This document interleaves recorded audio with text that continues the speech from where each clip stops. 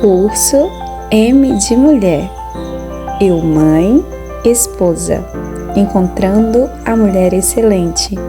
Provérbios 31, versículo 30, parte B. Da pastora Keila Cirqueira.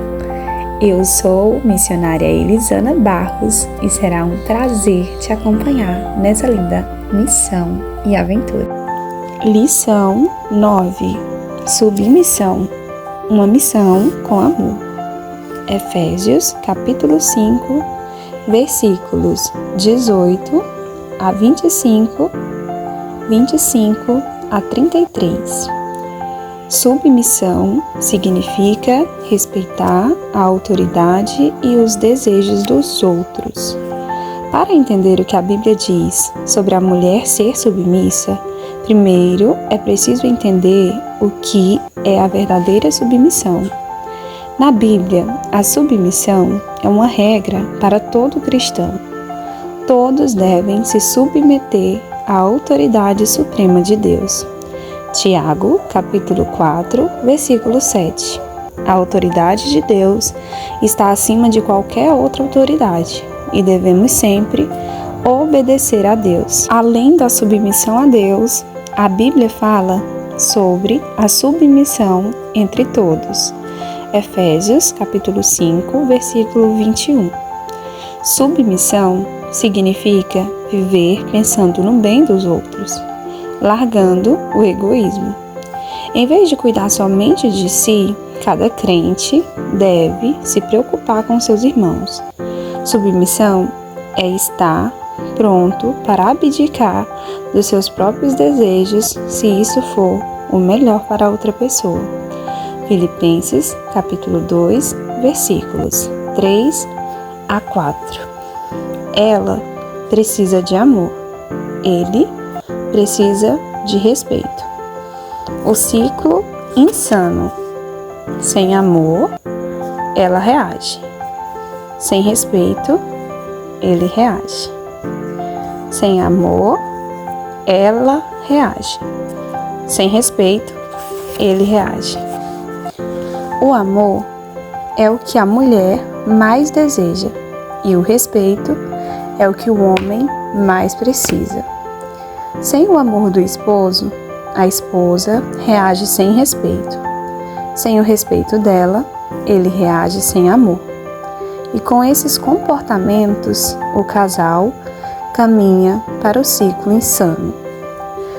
Uma vez que está claro que as mulheres são os pilares de sustentação no lar, precisamos compreender com exatidão o que a Bíblia fala acerca do papel do homem. O que é uma casa sem uma cobertura? É uma casa sem proteção, sujeita à chuva, ao vento, aos intempéries. Portanto, a posição de responsabilidade do homem o coloca como aquele que deve prover proteção ao lar. Essa é a função primordial do nosso sistema de cobertura. A Bíblia diz que o cabeça de todo homem é Cristo. O cabeça da mulher é o homem. E o cabeça de Cristo é Deus. 1 Coríntios, capítulo 11, versículo 3. Porém, sabe o que temos feito? Não temos usado o cérebro e abandonamos a responsabilidade que Deus nos deu como mulheres. Existem diferentes tipos de telhados. Algumas mulheres se casam com um telhado mais leve, outras com coberturas que carregam muito peso. Dependendo de cada caso, você precisa saber estrategicamente onde estabelecer seu ponto de apoio, pois a realidade é que você não pode mudar o fato, por exemplo, de seu esposo ser uma cobertura plana. Algumas de nós somos casadas com telhados de duas águas, nos quais tudo parece escorregar e sobre os quais é perigoso subir. Outras têm maridos que são lajes de concreto, fortes e muito pesados, que requerem uma fundição firme, com bases profundas. Esse tipo de telhado é imóvel, inflexível, então os pilares da casa precisamos ser fortes. Pense como é a cobertura que você tem no seu lar e verá que, dependendo de cada tipo de telhado, os pilares terão de se submeter a ajustes a fim de aguentar seu peso e a sua estrutura. Para fazer esse ajuste, é importante ter em mente quais são os elementos essenciais para que se possa apoiar um telhado em cima de pilares no que se refere ao contexto do lar. Eles incluem respeito, honestidade, confiança e compromisso. O ciclo energético. O amor dele motiva, o respeito dela motiva. O amor dele motiva, o respeito dela motiva. A mulher submissa respeita. Em uma pesquisa no campo masculino, uma das qualidades mais mencionadas para descrever a mulher submissa a um homem foi respeito. Meu dicionário define respeito como estima ou consideração especial em que uma pessoa trata a outra com reverência, ato ou efeito de respeitar, de ter ou mostrar consideração por ela. É a única coisa sem a qual o marido feliz não consegue viver. O perigo do desrespeito, o mandamento de Deus. Na Bíblia, Paulo escreveu tanto aos homens como às mulheres, explicando quais seriam as suas funções no casamento. Portanto, cada um de vocês, homens, também ame a sua mulher como a si mesmo, e a mulher trate o marido com todo respeito. Efésios, capítulo 5, versículo 33. Isso não quer dizer que os maridos não precisam respeitar a esposa ou que as esposas não precisam amar o marido. Creio que Paulo estava resumindo o que era importante, tanto aos homens como às mulheres. Queremos ser amadas e valorizadas, da mesma forma que nosso marido quer ser honrado e respeitado. Há outro motivo que, ao meu ver, levou Paulo a demonstrar às esposas a respeitarem o marido. Ele sabia que após anos de erros, escolhas mal feitas, decisões erradas e meias mal cheirosas, o respeito deixará de fluir naturalmente da esposa. Isso exigirá um ato de obediência ministrado pelo Espírito Santo que habita em nós. Como, porém, respeitar alguém que fica diante do aparelho de TV o tempo todo? Como respeitar alguém que se senta à espera de um emprego enquanto o outro se mata de trabalhar para pôr comida na mesa? Talvez você necessite parar e devolver silenciosamente a responsabilidade a qual ela pertence. Como respeitar alguém que não demonstra nenhum respeito por si mesmo? Talvez pareça impossível, mas lembre-se da pergunta que o anjo fez a Abraão: existe alguma coisa impossível para o Senhor? Gênesis capítulo 18, versículo 14. O mesmo Deus que fez os muros de Jericó caírem com um grito e que fez Sadraque, Mesaque e Abednego saírem da fornalha em chamas sem nenhuma queimadura ou cheiro de fumaça, pode dar a você a capacidade de respeitar seu marido. A incomparável grandeza do poder divino está acessível a todos os que crerem. Efésios, capítulo 1, versículo 19. Na Bíblia, obediência sempre vem antes de poder. Assim que os sacerdotes puseram os pés na água para atravessar o Rio Jordão, as águas que vinham de cima pararam de correr. Assim que os leprosos começaram a dirigir-se a Jerusalém para contar aos sacerdotes que estavam curados, eles foram purificados. Lucas, capítulo 17, versículo 14. Assim que Naamã mergulhou 7 vezes no rio, conforme o profeta Eliseu lhe ordenara, a lepra começou a desaparecer. 2 Reis 5,14. Os milagres não ocorreram antes, mas depois deles obedecerem. Você quer ver um milagre se realizar diante dos seus olhos, como o desabrochar de uma rosa de múltiplas pétalas? Obedeça a Deus. Algo surpreendente acontece quando começamos a respeitar nosso marido. Ele passa a agir de maneira respeitável. Voltamos à carta de Paulo à igreja de Efésios. Gosto muito da forma pela qual a Bíblia, ampliada, interpreta Efésios 5,33, que a mulher trate de respeitar e reverenciar seu marido, que ela dê atenção a ele, que o considere, honre, prefira, venere e estime, e que se submeta a ele, o elogie, ame e admire de maneira extraordinária. Tradução livre. Que versículo poderoso! O respeito é embrulhado em um lindo papel de palavras bondosas, meigas e amarrado com fitas enormes de um espírito de amor. É um dos presentes mais bonitos que a esposa pode oferecer. A mulher excelente é aquela que se submete à liderança e à autoridade dele no lar e na vida conjugal. Submissão bíblica. Conforme já vimos, Deus criou o homem e fez essa observação: não é bom que o homem esteja só. Gênesis capítulo 2, versículo 18. Por isso ele criou uma auxiliadora para o homem. Fomos criadas com um propósito ímpar. Deus criou-nos para ser e realizar muitas coisas, mas a liderança do lar não faz parte de nossas atribuições. Significa então que somos inferiores? Não.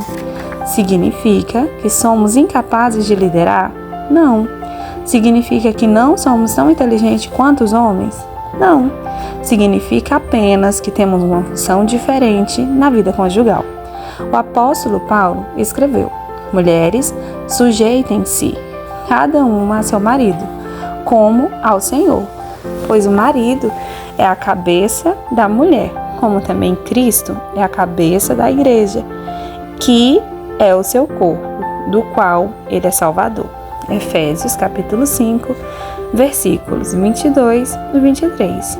O vocábulo submissão deriva de uma combinação de palavras, cujo significado é dispor sob. Originalmente, era um termo militar. Embora devamos nos submeter uns aos outros, Deus prima pela ordem e estabeleceu a seguinte cadeia de comando no lar: a esposa se submete ao marido, que se submete a Jesus, que se submete a Deus. Não significa que o marido seja um ditador e a mulher um capacho. Lembre-se, Efésios capítulo 5, versículo 25 diz que o marido deve amar a mulher, assim como Cristo amou a igreja e entregou a vida por ela. Porque nós mulheres temos tantos problemas com a submissão? Penso que isso tenha se originado no Jardim do Éden. Já definimos que Deus criou a mulher como um ser ímpar e com funções específicas, mas ao homem foi atribuída a função de líder. Observe que logo depois de Deus criar Eva, ela já estava assumindo a liderança, desobedecendo a Deus e arrastando o simplório Adão com ela. Em razão da desobediência, Adão e Eva foram amaldiçoados por Deus. Uma das maldições ou julgamentos lançados sobre Eva foi: seu desejo será para o seu marido, e ele a dominará. Gênesis capítulo 3, versículo 16. Alguns comentaristas dizem que esse versículo se refere ao desejo sexual, mas conforme meu marido diria, isso não seria maldição, seria uma bênção. Não, penso que desejo para o seu marido significa que a mulher desejará controlar o marido ou dominá-lo. Isso faz parte da maldição e a mulher continua tentando a dominar o homem desde então.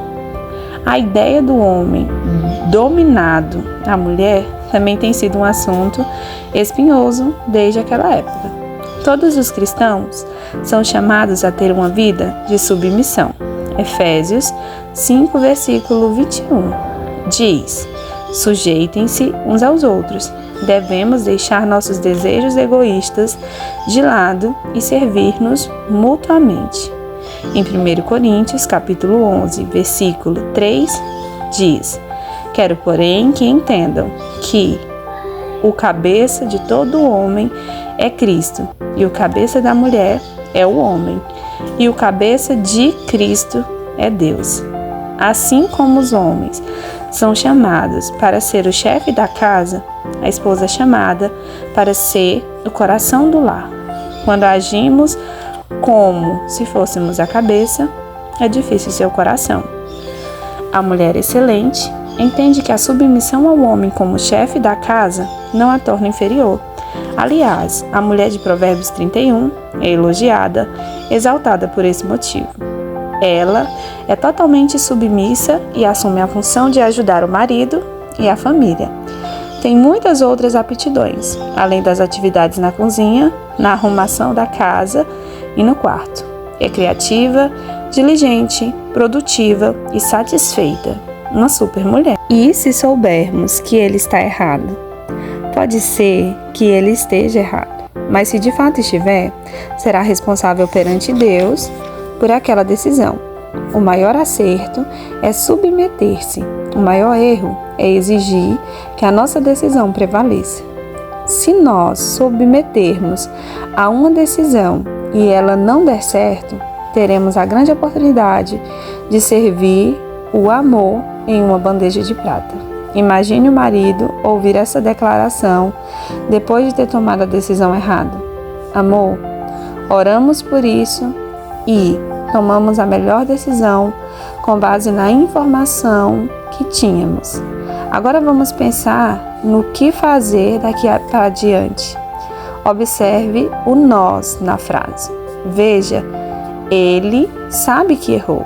A esposa amorosa tentará não fazê-lo sentir-se um fracasso. Talvez seu marido não seja cristão. Mesmo assim, você se submete à autoridade dele? Se ele não lhe pedir que faça algo imoral ou ilegal, a resposta correta é, em geral, sim. Volta e meia, tenho visto homens aceitarem Cristo em razão do espírito meigo da esposa. Pedro escreveu: do mesmo modo, mulheres, sujeitai-se cada um a seu marido, a fim de que, se ele não obedece à palavra, seja ganho sem palavras pelo procedimento de sua mulher, observando a conduta honesta e respeitosa de vocês. 1 Pedro, capítulo 3, versículos 1 e 2. Respeito, admiração e apreciação. A mulher excelente o respeita, o admira e o aprecia. Acha que ele é o homem mais maravilhoso do mundo. Ele é corajoso, inteligente, carinhoso, sensato, vigoroso, gentil, bonito, bem-humorado, viril, radiante, atraente, econômico. Ela não tem palavras suficientes para descrever todos os seus atributos maravilhosos. O problema da falta de perdão. C.S. Lewis disse: todos dizem que o perdão é um ideal belíssimo até terem algo a perdoar. É particularmente difícil perdoar quando o homem que prometeu nos amar e cuidar de nós todos os dias da nossa vida é aquele que nos magoa. E, mais difícil ainda, é alcançar o casamento dos nossos sonhos se não houver perdão. A falta de perdão é uma aranha que suga o sangue do casamento. Paulo escreveu: e aquilo que perdoei, se é que havia alguma coisa para perdoar, perdoei na presença de Cristo, por amor a vocês, a fim de que Satanás não tirasse vantagem sobre nós, pois não ignoramos as suas intenções. 2 Coríntios, capítulo 2, versículos 10 e 11. Somente Deus conhece plenamente o potencial destrutivo que a falta de perdão tem para dilacerar casamentos. Uma ofensa não perdoada atrás da outra, um tijolo assentado após o outro, vão construindo muros que separam marido da esposa, em termos emocionais, físicos e espirituais. Decidindo perdoar. O primeiro passo para o perdão é orar. A Bíblia diz que devemos orar por nossos inimigos. Espero que seu marido não seja seu inimigo, mas posso assegurar que há dias em que você vai achar que sim. Vamos, portanto, seguir a instrução de Deus e orar por ele? O poder da esposa que ora é uma ferramenta suave de restauração, obtida mediante as orações de uma esposa que deseja fazer o que é certo, mais do que está certa, e dar vida mais do que dar troco. Talvez a oração não transforme o coração empedrecido do seu marido em massa de modelagem em suas mãos, mas derreterá a dureza dos ressentimentos que existem dentro de você. Deus é amor. É exatamente isso que Ele é. Quando você ora por seu marido, cada oração planta uma semente minúscula de grande potencial. Que alegria ver o Espírito Santo regar aquelas sementes e produzir uma grande colheita de perdão e amor.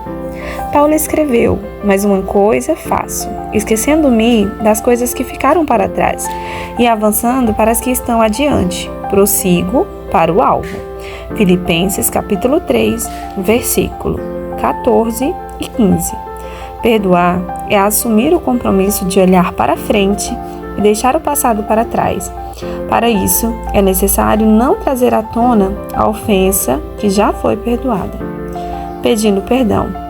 E se você for a pessoa que necessita de perdão, queridas irmãs, não há nada mais restaurador para um casamento do que a parte culpada admitir que esteja errada e pedir perdão. Jesus ressaltou a importância da reconciliação quando disse: portanto, se você estiver apresentando sua oferta diante do altar e ali se lembrar de que seu irmão tem algo contra você, deixe sua oferta ali, diante do altar, e vá primeiro reconciliar com seu irmão. Depois volte e apresente a sua oferta. Mateus capítulo 5, versículos 23 e 24. Esquecendo para sempre, servindo o nosso cônjuge. Que tal ver quem é capaz de servir ao outro com generosidade? O apóstolo Paulo encoraja-nos: o amor deve ser sincero. Odeiem o que é mal, apeguem-se ao que é bom. Dediquem-se uns aos outros com amor fraternal. Prefiram dar honra aos outros mais do que a si próprios. Romanos, capítulo 12, versículos 9 e 10.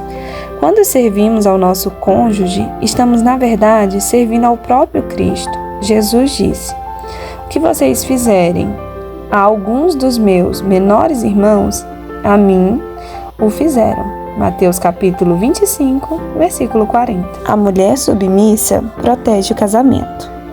Parentes afins ou problemas sem fim. Segundo lugar, apenas em relação a Deus. A mulher excelente coloca-o em primeiro lugar, acima de todos os outros relacionamentos humanos. Acima dos pais, acima dos filhos, acima de todas as outras pessoas. Essa mulher protege seu casamento das forças que ameaçam colocar-se entre ela e o marido e se posiciona como sentinela para preservar o relacionamento conjugal de qualquer intromissão destrutiva, cortando os laços.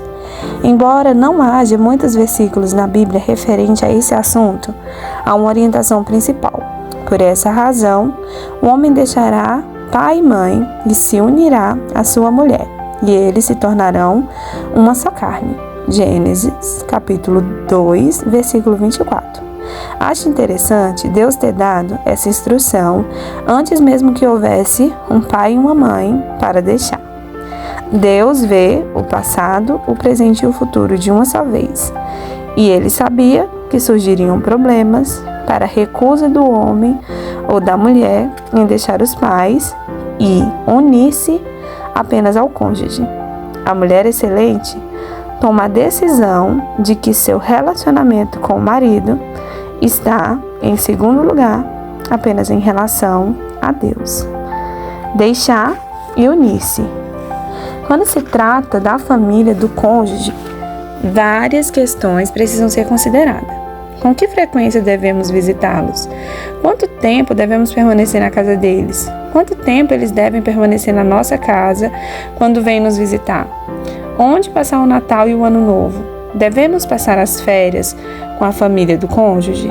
Até que ponto devemos revelar nossa situação financeira, nossos problemas conjugais, nossas decisões como pais?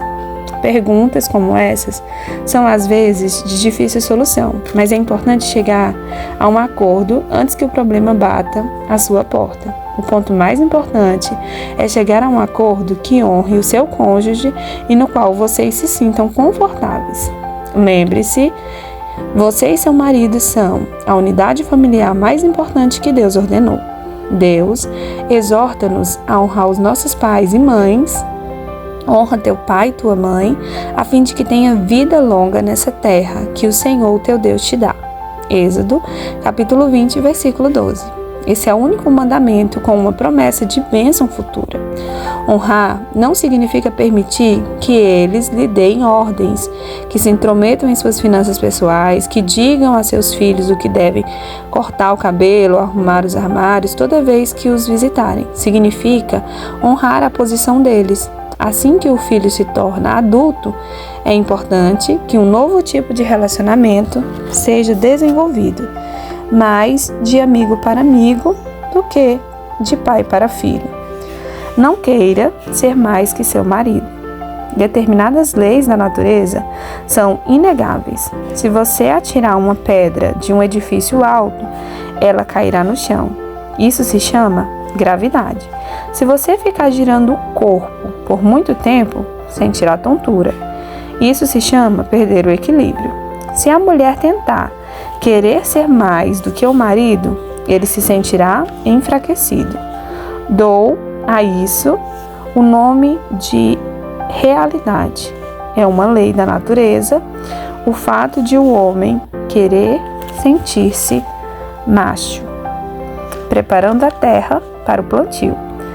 Falta de perdão talvez seja um dos motivos mais comuns para a esposa negar-se a dizer palavras encorajadoras ao marido. A semente do ressentimento pode desenvolver-se e transformar-se em raiz de amargura. Produz palavras ofensivas e destrói o casamento, como uma planta parasita faz com o jardim. Talvez você esteja muito magoada. Talvez seu marido não mereça palavras encorajadoras. Afinal, o que ele fez ultimamente para encorajá-la? Quantas carregam mágoas no coração? O autor da epístola aos Hebreus adverte: cuidem que ninguém se exclua da graça de Deus, que nenhuma raiz de amargura brote e cause perturbação, contaminando muitos. A raiz de amargura produz frutos amargos, e o coração amargo produz uma mulher de palavras amargas. Nenhuma árvore boa dá fruto ruim. Nenhuma árvore ruim dá fruto bom. Toda árvore é reconhecida por seus frutos. Ninguém colhe figos de espinheira, nem uvas de ervas daninhas. O homem bom tira coisas boas do bom tesouro que está em seu coração, e o homem mau tira coisas más do mal que está em seu coração, porque a sua boca fala do que o coração está cheio. Lucas, capítulo 6, versículos 43 ao 45. O que determina a árvore?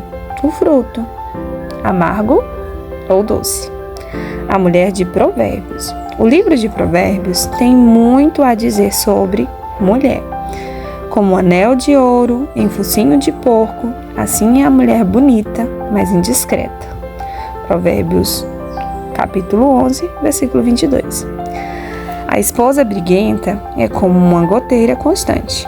Provérbios 19, 13. Melhor é viver num canto, sob o telhado, do que repartir a casa com uma mulher briguenta. Provérbios, capítulo 21, versículo 9. Mereceu ser repetido em Provérbios 25, versículo 24. Melhor é viver no deserto do que com uma mulher briguenta e amargurada. Provérbios, capítulo 21, versículo 19. A mulher briguenta é como gotejar constante num dia chuvoso. Detê-la é como deter o vento, como apanhar óleo com a mão. Provérbios, capítulo 27, versículos 15 a 16. Olhando pelo lado positivo, a mulher virtuosa. Feliz quem a encontra, é muito mais valiosa que os rubis. Seu marido tem plena confiança nela e nunca lhe falta coisa alguma. Ela só lhe faz o bem e nunca o mal todos os dias da sua vida. Seus filhos se levantam e a elogiam.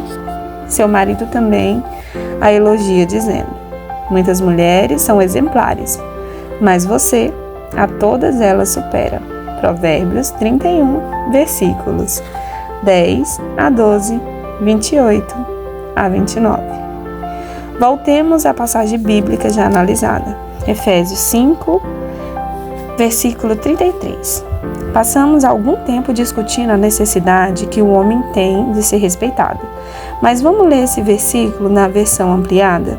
Que a mulher trate de respeitar e reverenciar seu marido, que ela o observe, considere, honre, prefira, venere e estime, e que ela se submeta a ele, o elogie, ame e admire muitíssimo. A mulher submissa é aquela que o encoraja nessa grande corrida chamada vida. Ela o inspira a alcançar as estrelas, ir em busca dos seus sonhos e ser tudo aquilo que Deus planejou para ele. Praticando a palavra. Primeiro, reflita. Onde você tem errado como esposa? Onde precisa reparar o seu erro?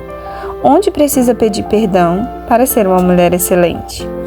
Segundo, o que eu preciso fazer para assumir o meu papel como esposa no sentido da maior necessidade do meu marido, que é respeito, admiração e apreciação? Como eu posso mudar esse contexto? Desafio. Primeiro, não use linguagem depreciativa ao dirigir-se a ele. Segundo, não fale mal dele para os outros. Terceiro, não verifique secretamente se o que ele fez está de acordo com o que você pediu. Quarto, não menospreze os desejos dele. Quinto, não faça pouco caso daquilo que ele lhe pede. 6. Não ria dos erros dele. 7. Não o transforme em alvo de chacota. 8. Não compare com outros homens. 9. Não reclame de suas finanças ou da capacidade dele de sustentar a casa. 10. Não se dirija a ele com sarcasmo ou palavras ofensivas. 11. Não revire os olhos quando ele fizer um comentário com o qual você não concorda. 12. Não tenha sempre uma ideia melhor.